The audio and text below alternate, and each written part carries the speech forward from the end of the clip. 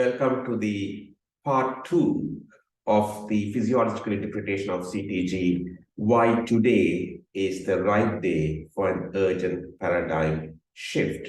To ask the question, we discussed the physiological interpretation of CTG, the principles and the concepts in part 1. In part 2, we are going to ask a question, why should we change now and not tomorrow?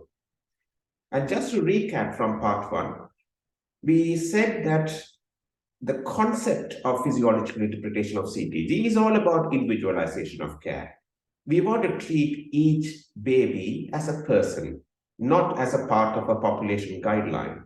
So we said we need to exclude pre-existing hypoxia at the beginning of labor. And if you remember, we discussed a checklist. Then we want to determine the fetal response to stress. So we try to differentiate a fetus undergoing decompensation from a fetus who is dealing with the stress, just like us in the gym, effectively, by asking the question, how is the fetus? Then we determine the type of intrapartum hypoxia, and finally the wider clinical picture like meconium chorioamnionitis.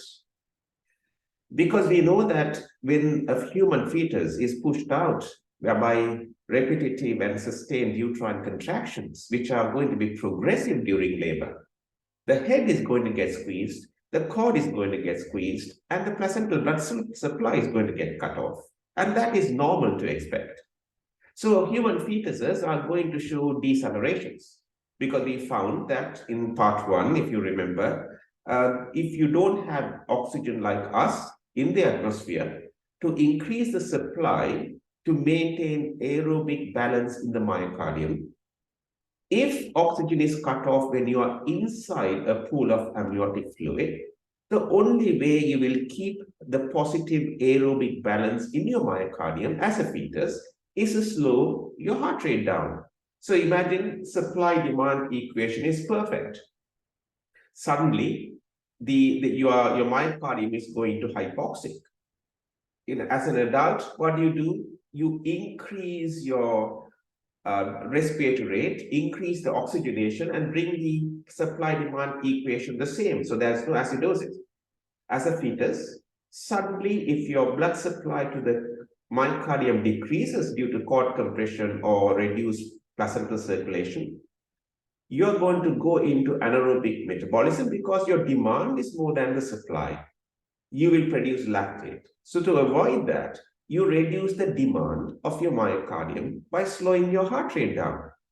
And the duration at which each fetus will go from compensation to decompensation would vary. If we just look at this fetus, look at the heart rate, it was around 110, 120. And as the stress increases, there's a bit of catecholamines, and the baseline is going to about 140, 150. Still, the variability is normal, the fetus is fine, it's compensated stress. It's not suspicious, it's not pathological, it's a gradually evolving hypoxia. And we said last time that the time at which fetuses would go from compensation to decompensation would depend on several factors. One is the individual reserve of the fetus. Am I well-grown, a term fetus, or am I growth-restricted fetus? It depends on the environment, mother's environment, pyrexia, hypotension, intrauterine environment, meconium, chorioamnionitis, and the intensity of hypoxic stress. If I start oxytocin and reduce the time available for gas exchange, that fetus will go from compensation to decompensation much earlier. So we are going to always ask the question, how is the fetus? Not by panicking about decelerations, by looking in between the deceleration to look for fetal response to stress and presence of a catecholamine response. But you might ask a question, come on, Edwin, does it work? Well, when I was appointed as a lead consultant for labor ward at St. George's Hospital in London, it was at the back of an external review of concerns regarding high hypoxic ischemic encephalopathy rate. And at that time at St. George's, they were using normal suspicious pathological. When I started as a labor ward lead consultant, they were using fetal blood sampling. And the first thing we had to do as a team is to change our mindset to go into physiology. And you can see once we started the journey, there was a 100% reduction in fetal blood sampling. So once the consultants and trainees understood fetal physiology, they were able to recognize the features of fetal compensation and decompensation on physiology, on the CTG. They stopped cutting the baby's skin. The second thing is we had a 50% reduction in the hypoxic ischemic encephalopathy rate. And then there was a 30% reduction in the intrapartum cesarean section rate. So you might say it must be Tooting water because St. George's is in Tooting. Well, in every hospital I've done physiological CTG master classes, you can see the changes are consistent. The first thing the consultants and the trainees did was to stop fetal blood sampling, because now they can work out what is happening to the fetus based on what they saw on the CTG. And then if you look at the reduction in the HIE, hypoxic ischemic encephalopathy rate, and the cesarean section rate is fairly consistent. And in Basildon, sadly, in 2020, they had a cluster of 6 cases of hypoxic ischemic encephalopathy, severe HIE, that babies required brain cooling in just 2 months. So that's the time my journey with Basildon started. And they were an excellent team. It's just that they were using the wrong tool. It's not their fault. It's the fault of the system. So if you are using the wrong tool, when you see a CTG like this, you call it pathological. Then you take some plastic tubes, cut the skin of the baby, thinking that you are checking the brain because the skin of the scalp is close to the brain. That was the old professorial thinking, without realizing that the skin of the scalp is supplied by the branches of the external carotid artery, whereas the brain is supplied by branches of the internal carotid artery, which is the circle of Willis, and the vertebral arteries joining together to form the circle of Willis. So we failed in the UK on basic anatomy. This is basic for medical students, that the skin of the scalp has different blood supply from the brain. So how can a sample of blood from the skin of the scalp reflect that of the brain?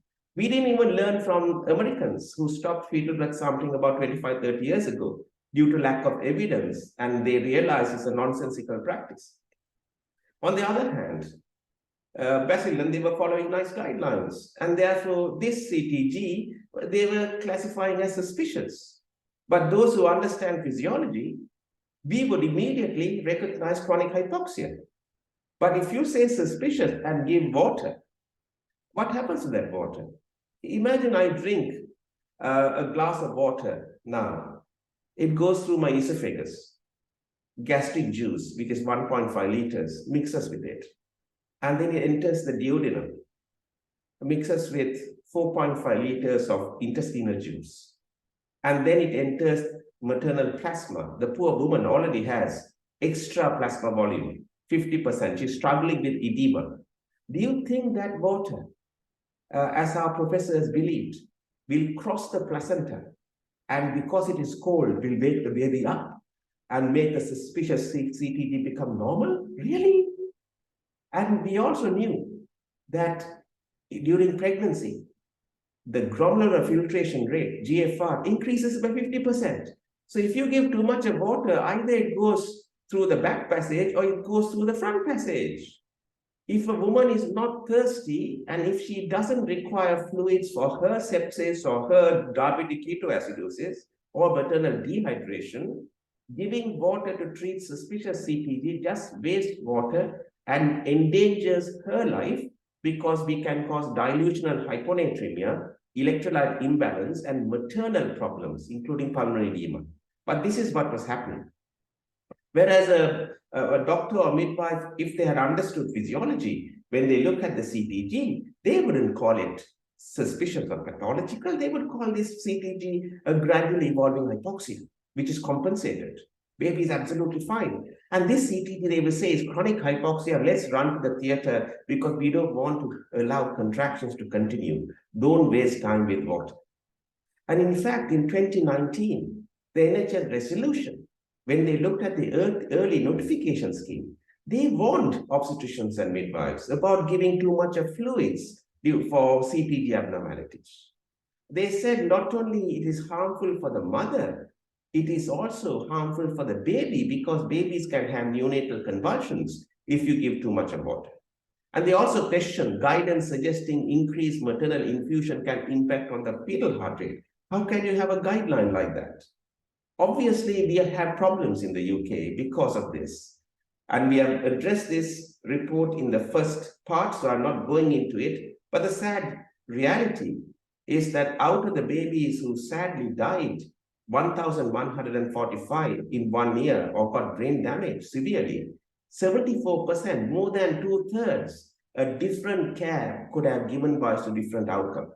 Not only that, 33% of these babies simply died or got damaged because of CTG misinterpretation due to normal suspicious pathology. And water is being recommended in the UK to treat fetal hypoxia and chorioamnionitis, two common conditions who are commonly misclassified in my medical legal practice as suspicious CTGs. So I told the midwives and doctors when I went to Brazil that it is not their problem. They are very good clinicians, both midwives and doctors. It's a system error. So what did we do? With the medical director's support, we trained with the fetal surveillance midwives who were excellent, trained all staff in disseminating the knowledge of fetal physiology so that they can all understand fetal physiology and ask the question, how is the fetus? We implemented the first international consensus guidelines on physiological interpretation of CTG, which was developed by 34 CTG experts from 14 countries. And as we saw in the first part, it has a system of assessing fetal central organs at the beginning of labor to ask the question, is this fetus fit to undertake the progressively hypoxic journey of labor? So they did this checklist in every fetus at the beginning of monitoring. And then each time they saw a CTG, they didn't classify the CTG into normal, suspicious, pathological based on some crazy numbers. They individualized care. They found for this baby, has there been an increase in the heart rate by 10% due to chorioamnionitis or catecholamine surge? Are we giving, instead of counting the contractions, are we giving enough time for the baby to oxygenate in between the contractions? Do we have the phenomenon of fetal heart rate cycling on the CTG? How is the variability? Is it reduced or is there a zigzag pattern? What is the type of hypoxia the baby is exposed to? Are the central organs well oxygenated? So the fetus is stressed with lots of decelerations. But how is the brain and the heart based on what the baby is telling us? And is there any evidence of a non-hypoxic cause of fetal compromise? And we also have to realize that the second stage of labor is totally different because suddenly the woman starts to push. If you start now pushing, Valsalva, you are not breathing. So there's changes in the maternal oxygenation. Fetal head is compressed deep in the maternal pelvis, increase in the intracranial pressure, potential reduction in carotid circulation, and there's increased stress. The cord and the placental blood supply gets prolonged because the contractions are more prolonged, more sustained in second stage. On top of that, there's active maternal pushing as well. And therefore, we cannot use the same guideline on second stage of labor. And this is the reason why it is important to understand the features of different types of fetal hypoxia so that we can modify our urgency of intervention based on the type of hypoxia. And look at what the team, they have done. Excellent. This was presented at the Royal College World Congress in 2021. And you can see from 11 cases of severe hypoxic injuries and brain cooling, the whole team worked very hard to make it zero. And I'm very proud that they were shortlisted. They are the finalists for the recent Patient Safety Award in 2022 because of their improved outcomes. And then we replicated the same changes or good outcomes in Basildon in other two hospitals, which are all sister hospitals making up the Mid and South Essex NHS Foundation Trust. And there were excellent fetal surveillance midwives, excellent consultants, midwives, practice educators. They all work together. And you can see before, when the NICE guidelines were used, there were 28 babies who were brain cooled between the three hospitals. The moment they trained staff, and we trained staff to ask a question, how is this fetus, instead of normal, suspicious, pathological, that there was more than 60% reduction in severe hypoxic ischemic injuries and brain cooling in all three hospitals. Now, the next question we need to ask, you and I have to ask, is why did our national guideline recommend these numbers? 50% of the contractions for 30 minutes, 50% of the contractions for 90 minutes. Where is the evidence? Is it from human studies or animal studies? That's the question, because the national guideline, funded by the taxpayer, the lots of effort, money goes into developing these guidelines, NICE guidelines. And these are all costly guidelines from a taxpayer's point of view. So where did we get these numbers? Well, if we are into physiology, we know that when there is hypoxic stress, fetus is going to reduce the heart rate to protect the myocardium. And therefore, decelerations are fetal compensatory responses. So why do we say in our national guideline that if there are more than 50% of the contraction for 30 minutes, the CTG is pathological, and therefore we have to do an intervention, either on the baby or the mother? Why do we say that? So let's go and look at the guideline. And you'll be shocked. Hold on to your chairs, because this is national guidelines. There was no evidence. This is stated in the guideline. The guideline group says there's no evidence for what we are saying, but we argued among ourselves. And then we said, okay, let's agree on something. And we felt that these severe variable decelerations, no other guideline in the world classifies decelerations as severe variable.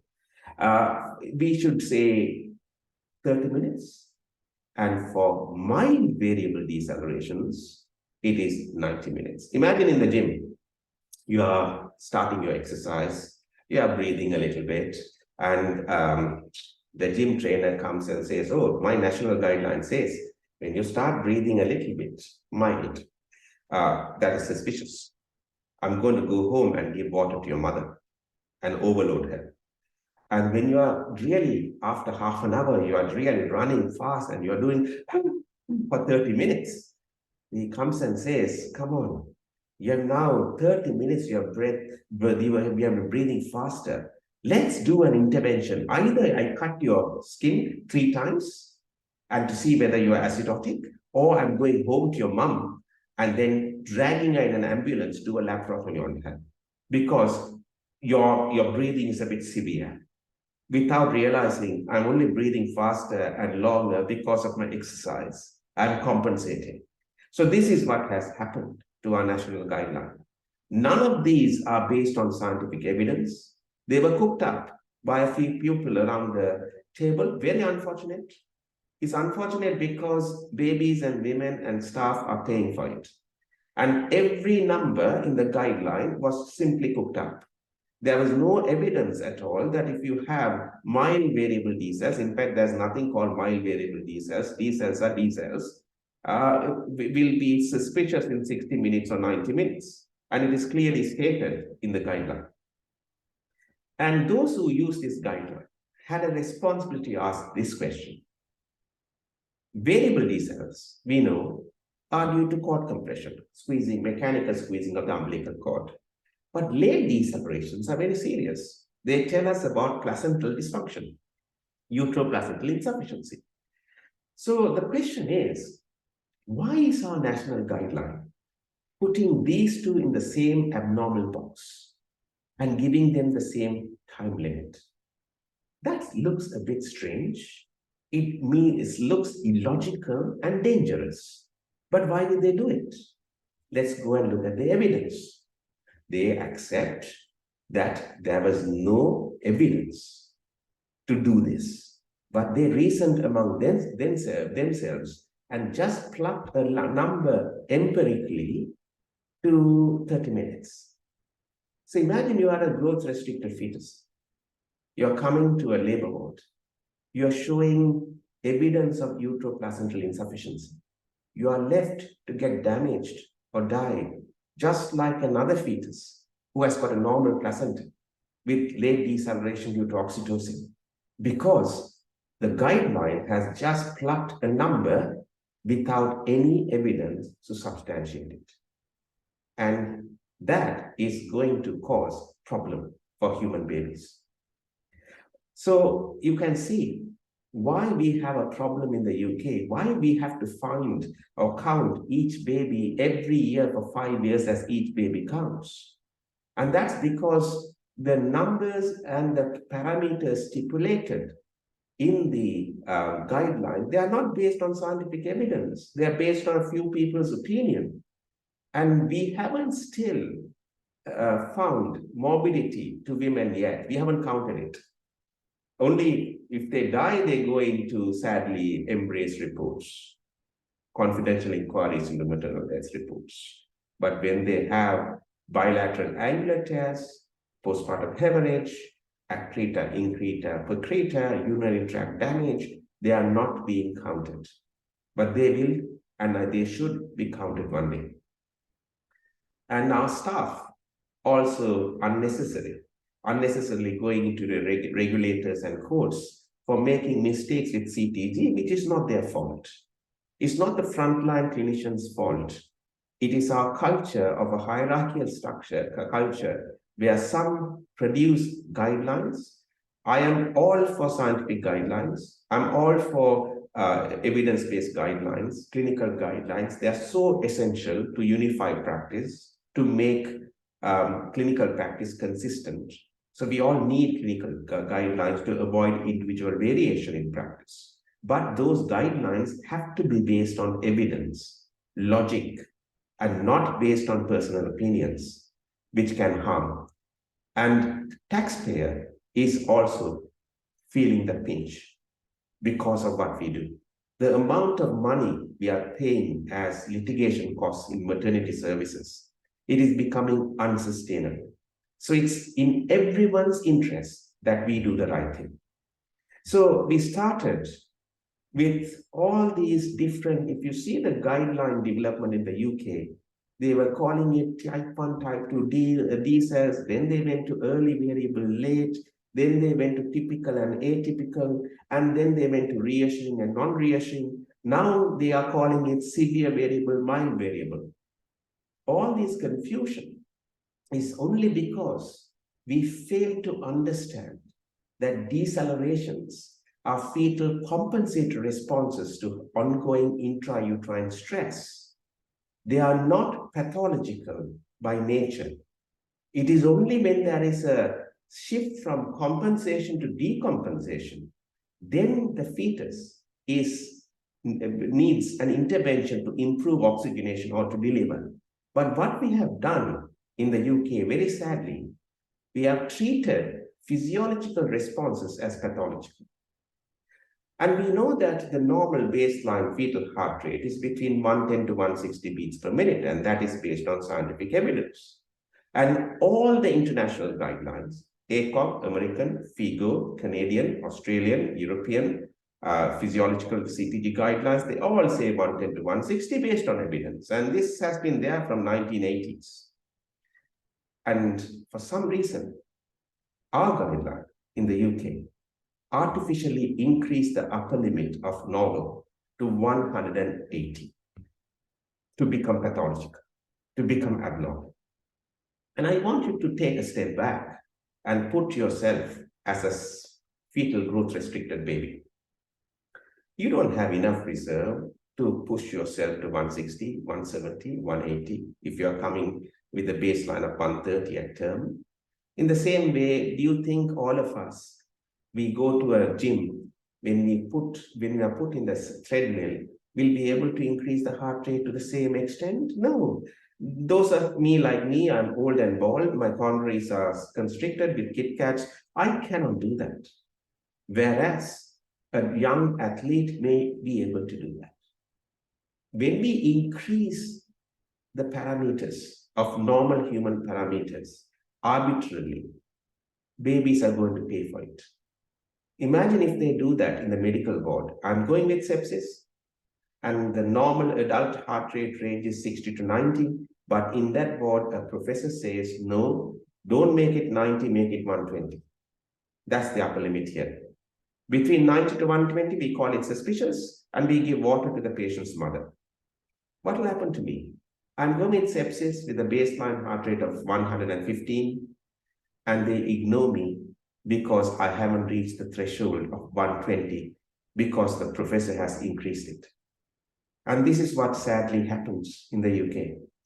Even babies with chorioamnionitis, we know that from medical school, that 1 degree rise in temperature increases the baseline heart rate by approximately 10%. And therefore, if I have chorioamnionitis, my baseline heart rate will go from 120 to 132. That's all it can do, 10%. What is going to happen then? I will be missed because this guideline wants me to increase to 180 to become pathological. And between 160 to 180, the guideline says offer fluids to the mother. Where did that come from? Again, if you look at their guideline, it says empirically group felt. Empirically. And they felt without any evidence to confirm it. And is it surprising that we have had 5 each baby counts report saying exactly the same thing, in fact, getting worse without any improvement, despite, to be fair, by the health department investing a lot on fetal surveillance midwives. 9 million or so was invested. But what did the fetal surveillance midwives in most hospitals do? They went and trained the staff in the flawed guideline, and they made it worse. Whereas fetal surveillance midwives who did physiological interpretation of CTG in their own hospitals, they improved the outcomes. And that's what happened.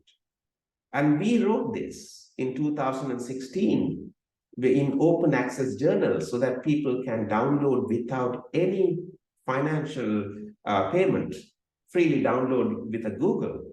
We created, because they were doing each baby counts, we said each fetus matters. And we said how we need to individualize care. And we cannot use one CTG guideline on all babies. But no one listens. And now you can see all these 50% of the contractions for 30 minutes, 50% of the contraction, they are all non-scientific. Normal suspicious pathological classification, non-scientific, because some features are grouped into different boxes, and that's it, by personal opinion.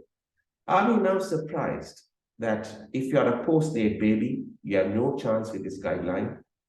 If you are a baby of GDM mom, you have no chance with this guideline because your reserves are poor. If you have growth-restricted baby, you have no chance with the guideline. And if you have got chorioamnionitis, you have no chance with the guideline of survival or being intact.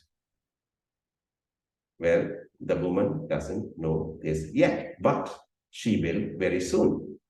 Because if you see what is happening in the real life, report after report coming and telling us what we are doing.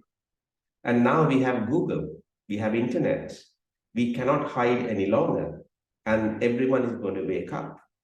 They are going to find out that all these reports, one by one, they have a common problem, and that is the wrong tool that is being used. It is not the midwife who is at fault. It is not the frontline obstetrician who is at fault. We need to ask ourselves, where is the accountability? I mean, if I had done something that increased the human parameters arbitrarily from 160 to 180, and babies have died, 1 or 2 babies have died, I have, with my morphology, I'm absolutely certain I would be in front of the regulator. I am certain. In fact, if I even ask for a laptop to do that change from 160 to 180, I'll be in front of the regulator. Whereas accountability seems to be a difficult issue in maternity services. It's very sad because not only babies are dying on one side, women are also paying the price with accreta, increta, percreta on the other side. And they're having some serious complications as a result of increased cesarean sections and accreta, increta, percreta. And when we look at the Embrace report of just 2018, about 4 years ago, we have found there is a near doubling of maternal death. And this increase due to postpartum hemorrhage deaths were almost all were due to abnormal invasion of the placenta.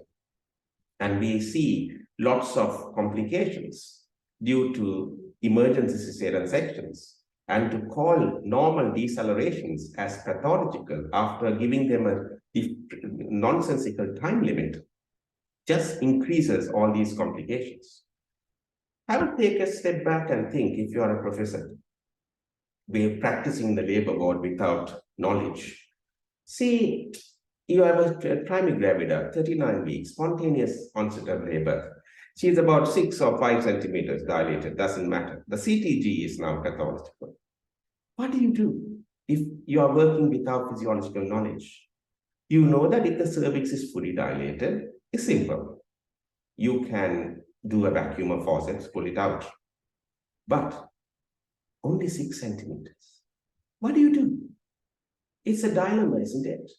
You have called the CTG pathological, but if a person who does physiological interpretation of CTG sees this CTG trace, they would be smiling because this baby is absolutely fine. But if I'm working in the labor ward without that knowledge, this is pathological. If I'm working as a midwife in a low-risk unit, I'll be listening immediately after the contraction, I will not be hearing any of these T cells, so I will continue labor. But if I'm in the labor ward without knowledge, she's only 6 centimeters, I need to buy time. I need to give this impression to my junior residents and trainees and midwives and the patient that I know when I don't know. So what do I do? This is how we went into fetal blood sampling. When the cervix is about 5 or 6 centimeters, once we classify the CTG as pathological, what do we do to wait? We need something that can justify waiting. So what did we do?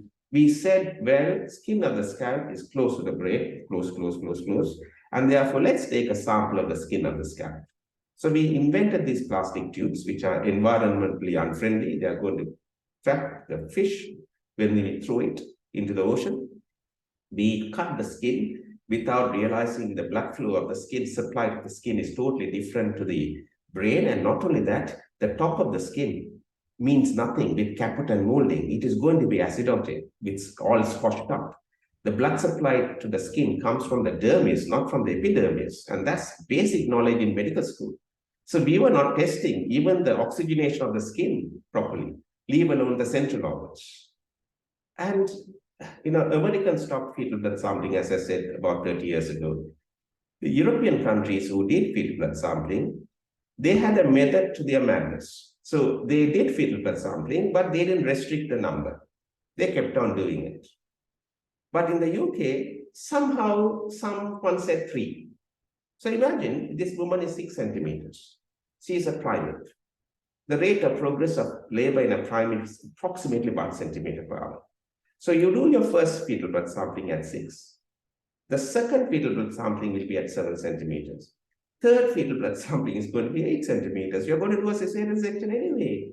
So if you are going to do cesarean sections for lack of knowledge, why don't you do it at 6 centimeters without traumatizing the baby 3 times? Or follow what the Europeans were doing, that there was a method to the madness. You keep on doing it till the woman delivered. So here, we failed in basics. In high school, we learned that acid plus alkali makes salt and water. So the baby is surrounded by 1 liter of amniotic fluid. If you try to check pH with alkaline amniotic fluid, which is 1 liter, is not surprising. And in fact, this paper was published about 20 years ago in our own college journal, that even a drop of amniotic fluid can mask acidosis. So we were missing lots of babies. This is why FP was normal, baby died, or baby got severe injury, and then the case goes to courts. But we tell the woman, we have done everything well. We followed national guidelines. FBS was normal, but we don't tell her FBS was a wrong test to do. And according to scientific evidence, that information we never gave the woman. And this is why scandal after scandal is coming out, because parents are finding out that we have not been that truthful to them. It's all coming out. And here in 1979, they did research and published in a high-impact journal called The Lancet. This is why Americans stopped using fetal blood sampling. And then in 2007, we had the first systematic evidence, Cochrane review, that said access to fetal blood sampling does not improve the outcomes, pretty much useless. 2009, second Cochrane review, access to fetal blood sampling did not improve the outcomes. The first and the largest multi-center trial on fetal blood sampling from the UK, from 34 maternity units, they concluded access to fetal blood sampling doesn't improve outcomes, but it might increase your operative interventions to the woman by 60%. So you have to ask yourself a question. If we know scientific evidence was showing that fetal blood sampling is useless, why did our national guidelines, which is funded by taxpayer, to have a good evidence-based document, and that's why it's called National Institute for Health and Clinical Excellence. Clinical excellence means evidence-based practice. Why did the guideline recommend it when Americans stopped it 30 years ago due to lack of evidence? Let's go and have a look. They concluded quite rightly, after assessing all these studies, 28 observational studies, and this conclusion was perfect. This is where the taxpayers' money went. So there was no available correlation between FPS and improved long-term outcomes. So they said it's useless. Then why did they recommend it? Someone in the panel said, well, the research evidence does not support the use, but based on my clinical experience and evidence from comparison, I've asked my neighbor and a few others, that FBS suggests FBS avoids some instrumental births in cesarean section.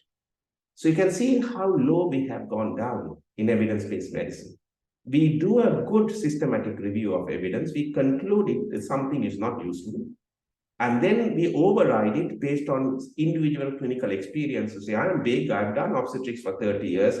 You know what? It might see the wording, avoid some instrumental delivery, and therefore I recommend it.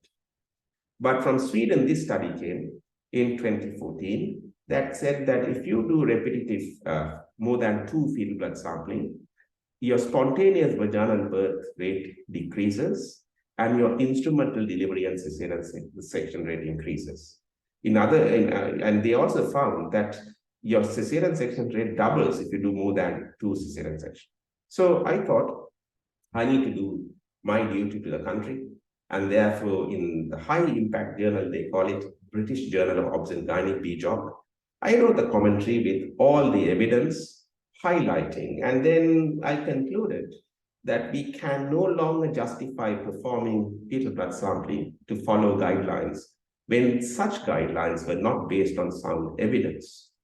And I also said our reluctance to change our culture and historical practices should no longer be an excuse, because our primary objective as clinicians should be to first do no harm. And I have said, continuing to perform this test without evidence may result in risks associated with the procedure without any potential benefit, which may lead to adverse clinical and medical legal consequences. And this was in 2014, before the first Each Baby Counts report was published. Because most of us who understood physiology we knew what was going to happen if we do fetal blood sampling and miss babies with chorioamnionitis. So when they revised the guideline, we had evidence from Cochrane review that there was no benefit. We had evidence which was published from Sweden that it didn't reduce the cesarean section. It actually increased the cesarean section compared to what some of our obstetric professors believed in the UK. And we also knew that Americans had stopped using this test based on lack of evidence about 30 years ago. So why did we recommend it? In the draft guideline, this is what they said. They said there's no evidence, but the findings of the poor quality evidence, they felt again, match their clinical experience. So we do scientific literature search. We do evidence analysis. We conclude there's no evidence it's going to improve outcomes. But we say we are very big people, our experience, and let's sit around the table and agree among ourselves that it may reduce poor outcomes, and therefore we recommend it. Most of us couldn't take it because we knew that this is going to cause harm. So I personally wrote to the chair of the NICE guideline panel at that time to say this is not right, because I was doing medical legal work and I see babies who were damaged, or some of them sadly died due to mistakes with their fetal blood sampling. So finally, in the final version, they changed and they told the truth. They said, the guideline group notes, after saying in the draft report a few months ago, saying that in my experience, I should do it, but now they said, it is associated significantly more instrumental vaginal birth and cesarean section, because most of us pointed out to the guideline group that this is the current evidence, so you cannot lie. But somehow they requested the poor trainees who were doing fetal blood sampling to, in effect, go and tell a lie to a woman, to say this procedure, you conclude that it's going to increase your cesarean section and instrumental birth. That's the real evidence. But you tell the woman a lie. And that's why when all these reports are coming up and women are saying we were lied to, I feel so sad, because that's the truth. How can we conclude in a guideline saying doing a fetal blood sampling will increase your cesarean section, but then go and tell the woman it will reduce your cesarean section, intervention? So we should have been saying this to women, if we have duty of candor, that current evidence shows, this is in 2014, by the way, that if you use fetal blood sampling, it will increase your cesarean section in instrumental birth. It doesn't improve your long-term outcomes. If I'm doing it, that's only because I don't know fetal physiology knowledge. That's the honest answer. Because in every hospital where they have implemented physiological interpretation of CTG, I've shown you there's a 100% reduction in fetal blood sampling. They stopped doing it because you don't need it. So now you can see why parents are asking for criminal inquiry.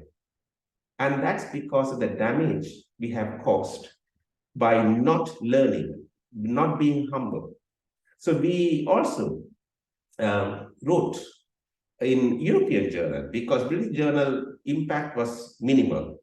So probably no one was reading British Journal of Obs and Gynae. So I thought, let's write in European journal, which is read by others. And I wrote again in 2016, before the guideline was revised, again in 2017, hoping that they would take note and change, not for me, to improve the outcomes for women and babies, but they didn't, sadly.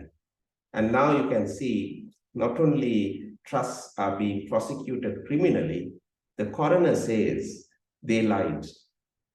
And that is sad in clinical medicine, that we have come to such a state that we are using a tool which is not right.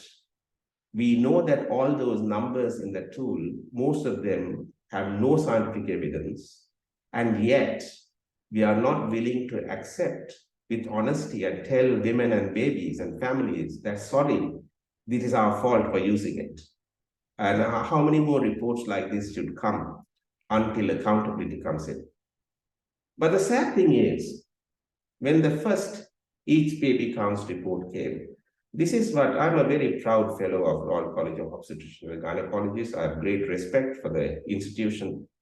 But this is what they said. They said the power of education to effect changes in patient care is greatest in the underdeveloped healthcare system. You know, the places like where we come from, Sri Lanka, India, Pakistan, Nigeria, you know, underdeveloped, considered as underdeveloped healthcare system. We are the ones who have the problem, they say.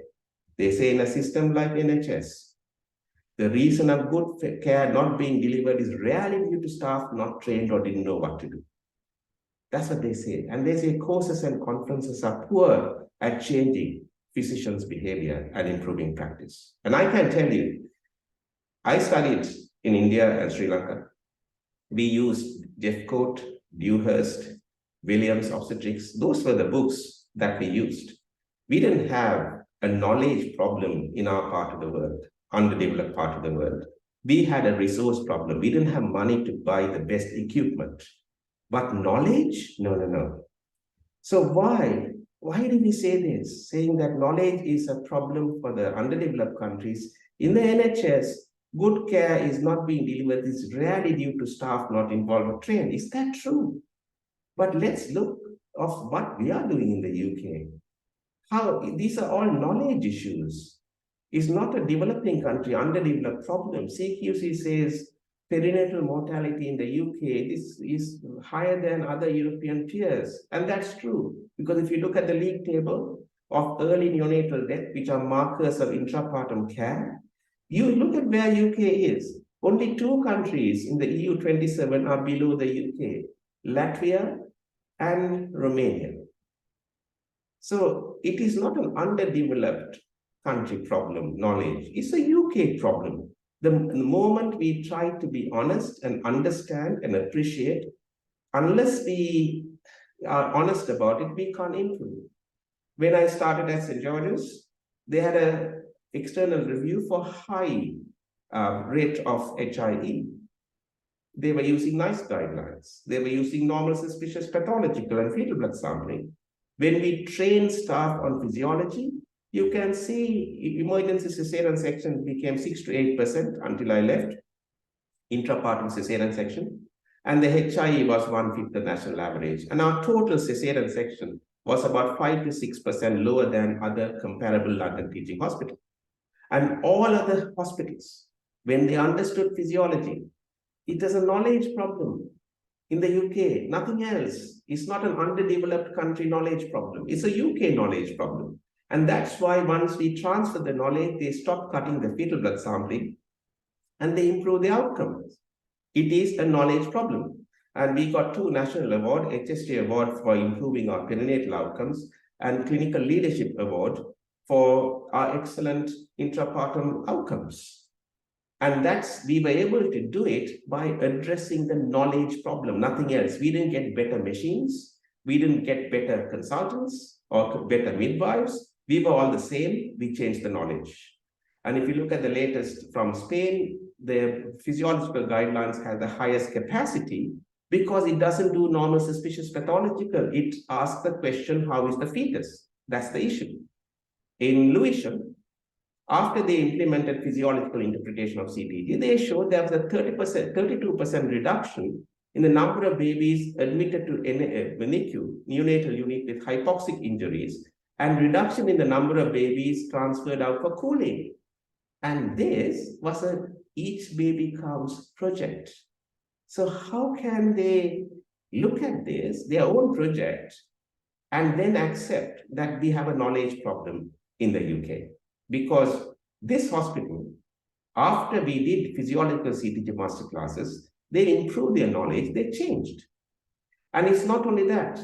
If you look at HST award, this is Dr. Susanna Pereira's group in Kingston Hospital, improving outcomes through learning and development. That was the award they got.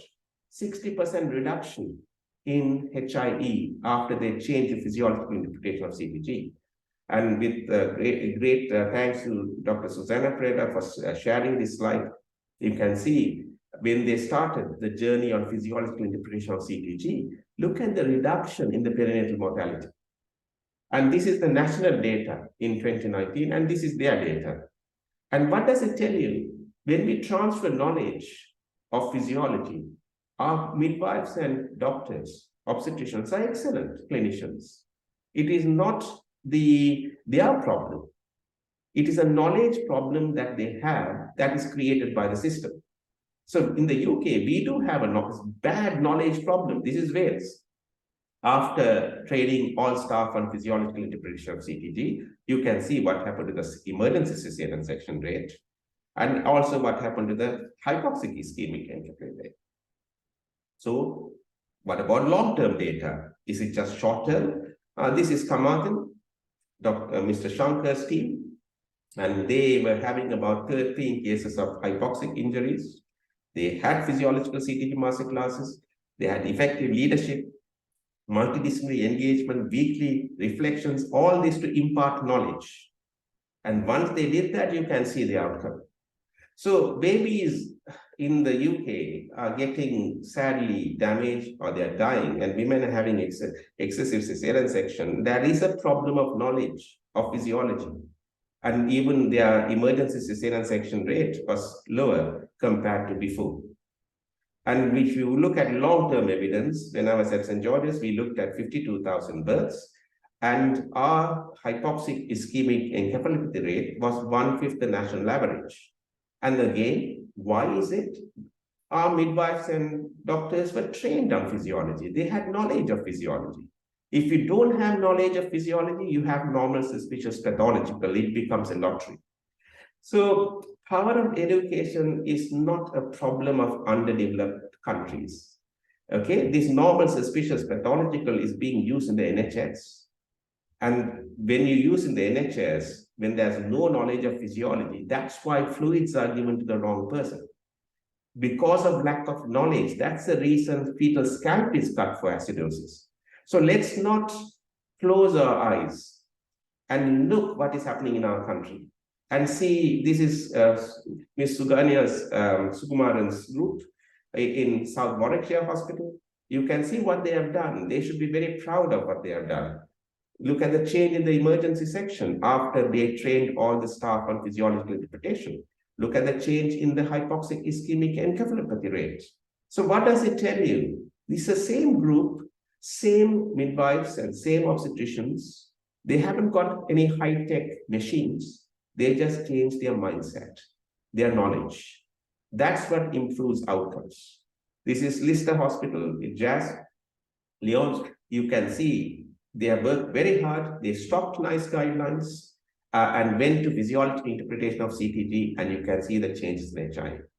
This is Dr. Manjula Samiraju's group in Peterborough. You can see they have about 5,000 births. Look at the number of HIE, and once they understood fetal physiology, you can see from having about 10 to 11 cases every year is 6 cases in 3 years or 2 per year. That's the change.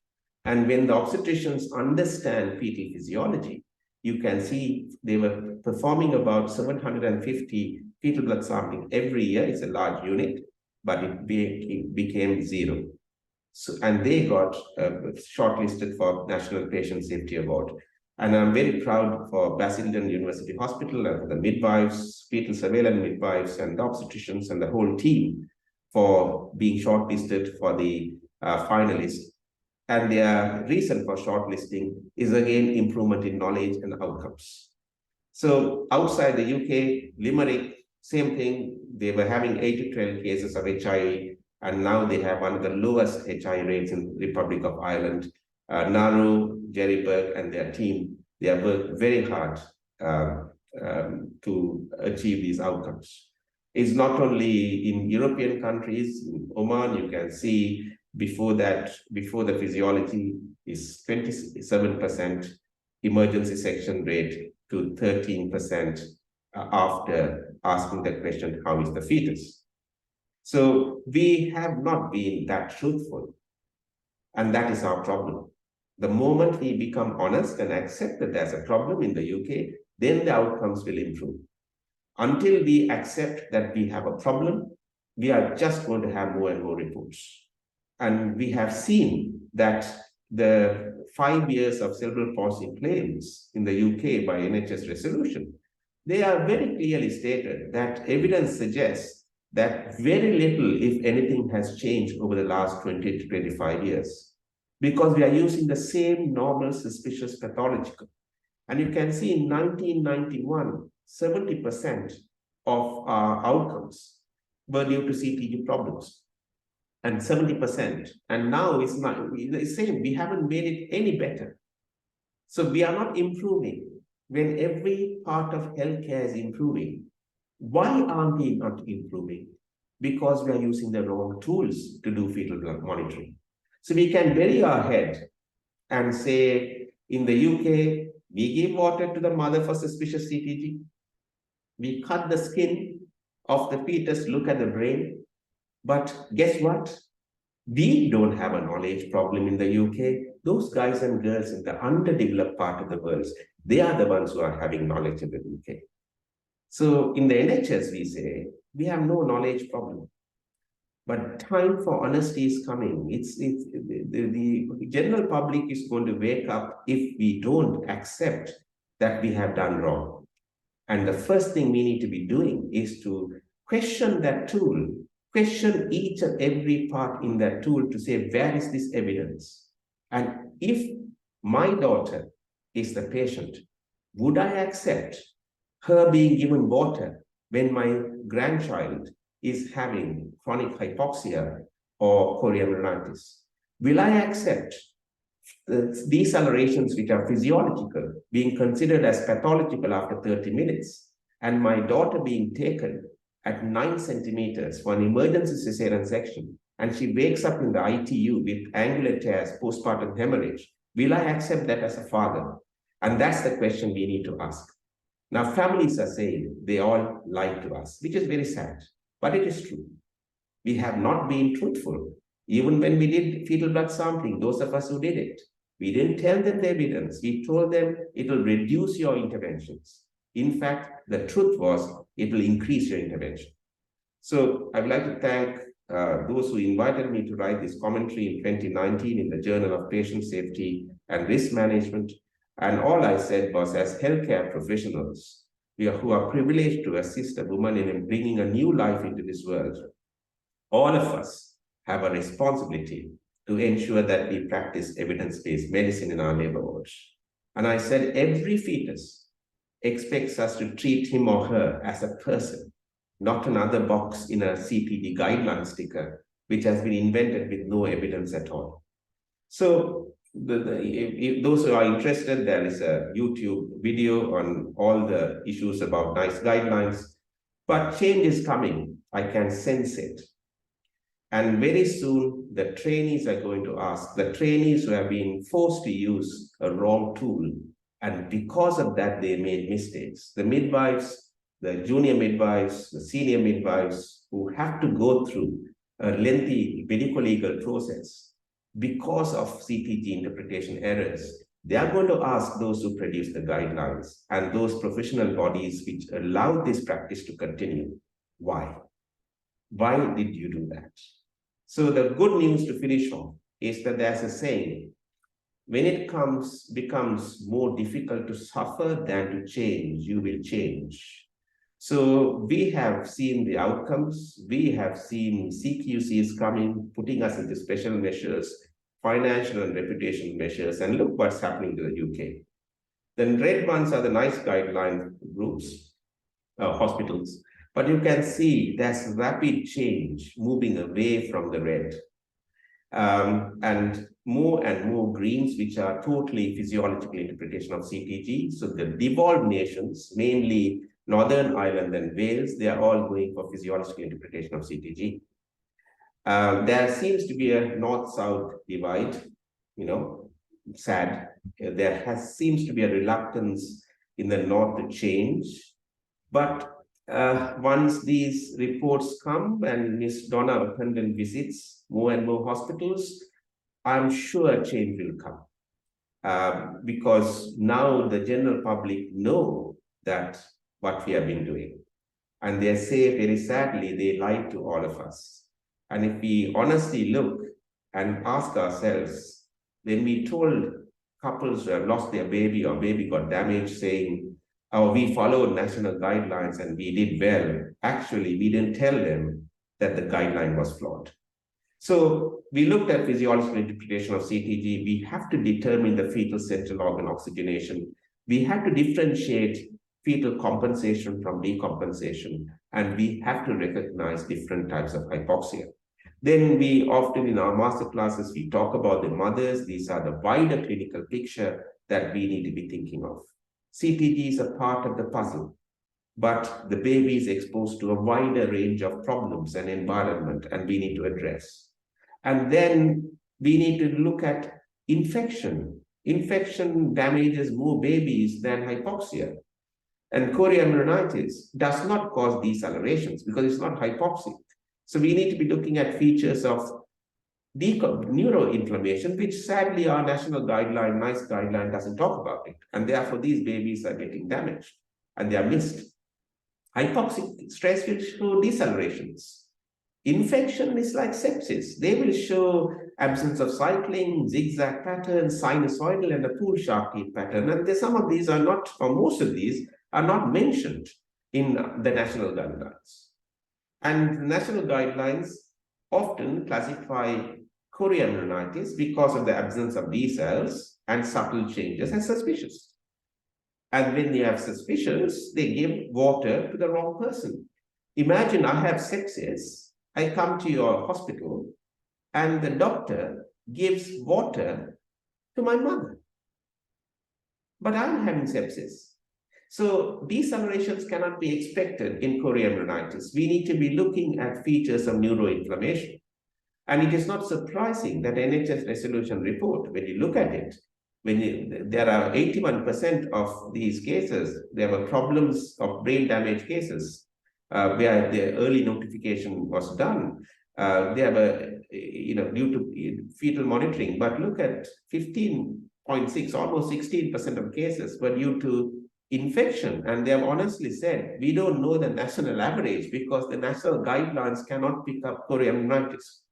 So we will never know that these babies had chorioamnionitis. That's why it's unknown. Because none of these parameters in the guideline can pick up chorioamnionitis, neuroinflammation.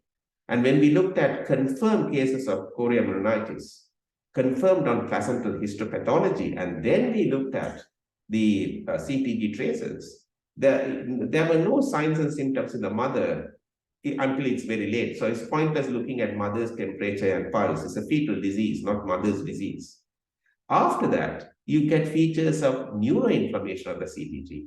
It's only then 73% of women got fever, which means 30% do not get fever even after the baby's brain neuroinflammation was seen. And because the national guidelines do not talk about neuroinflammation features in their whole guideline, we are missing those babies sadly. So chorioamnionitis, inflammation, you have to look at non-hypoxic causes of fetal compromise, inflammation, chorio, maternal pyrexia, meconium staining, and fetal cardiac abnormalities. They are important non-hypoxic causes. And in those cases, we should not be looking at decelerations. So let me conclude by saying, if we have to really prevent intrapartum birth asphyxia and the resultant complications, we cannot use normal suspicious pathological. We have to determine the fetal response to stress. We have to determine the type of hypoxia. We have to correct the underlying cause. And the speed of intervention depends on what is the type of hypoxia, what is the cause that is driving it, and how is the baby responding to it. Then we also have to address human factors. And one of the most important human factors to address in the NHS is lack of knowledge. We cannot say it's a problem of underdeveloped countries and bury our head in the sand saying that in the NHS, knowledge is unlikely to be a problem. The fact that the hospitals which implemented physiology with knowledge have managed to change the outcomes dramatically shows that there's a knowledge problem. And it's about individualization of care. So if we really need to avoid medical legal cases, let's stop giving water. Water is good for the fish. Our human fetuses already have enough water inside the amniotic cavity. Water is not their problem. Mom has enough water in the body, 50% extra plasma volume. We don't have to give water to treat things that we don't know, such as chronic hypoxia, chorioamnionitis, and fetal-maternal hemorrhage. Let's not look at decelerations as the features for these cases. So it is the reality that comforting lies attracts huge queues of humans. But it is time to question what we do, because women and babies are getting affected by it. So we can use the same guideline. We can believe all fetuses are the same. We can believe our professor who says, cut the skin to look at the brain. When you don't know what is happening, we can call it suspicious. And just to show that we know, when we don't know, we can ask the midwife to give some water to the fluids to the mother. And when the babies die due to CTG misinterpretation, we can say that is the problem of CTG machine. And also that midwife made a mistake, or this doctor made a mistake. And then we can say, well, let's bring in computers. But guess what? We take £5 million of taxpayers' money and program the computer wrongly into normal suspicious pathological and showed no evidence of benefit. That's very sad that we did a study with computers, but we programmed the computer wrongly. If you program the computer with nonsense, you get nonsense back. But sadly, we spend that 5 million. We could have spent that 5 million to teach every midwife and doctor in the UK on physiology. And now it's time. This is why we need to change, not tomorrow, today. Because this kind of damage cannot go on in a developed country. We are very good in the UK. We do lots of things well. And let's do this well as well. And today is the right day to switch to physiological interpretation of CTG. To err is human, but to err due to the failure to apply basic physiology knowledge while monitoring babies during labor, which can lead to harm to babies, women, and their families, is not human, it's inhuman. Failure to learn from our mistakes and covering up our mistakes by denial, blaming the underdeveloped countries for the lack of knowledge, and creating toolkits to cover up the error-producing CTG tool to protect those who produced it without first removing the error-producing tool. I'm sure if you ask the parents, they would say is criminal. And that's what you and I would say if we have our babies affected by it. And let's change today. Thank you.